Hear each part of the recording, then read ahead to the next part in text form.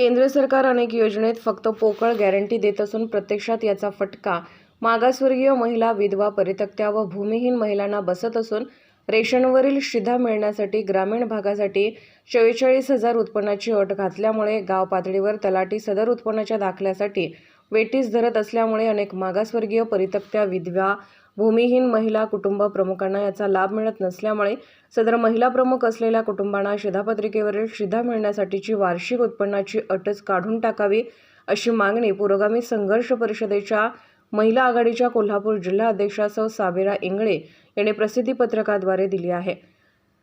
सौ इंगळे यांनी प्रसिद्धी पत्रकात पुढे म्हटले आहे की शासकीय पातळीवर मागासवर्गीय महिला, विधवा, परित्यक्त्या, भूमिहीन महिलांना मिळत असलेल्या अनेक पेन्शन योजना बंद असून तशा अनेक महिलांच्या तक्रारी पुरोगामी संघर्ष परिषदेकडे लेखी स्वरूपात आल्याचेही म्हटले आहे। सदर तक्रारी या गंभीर स्वरूपाच्या असून त्याची शासकीय पातळीवर तातडीने चौकशी होऊन ताबडतोब चालू कराव्यात, अन्यथा पुरोगामी संघर्ष परिषदेच्या वतीने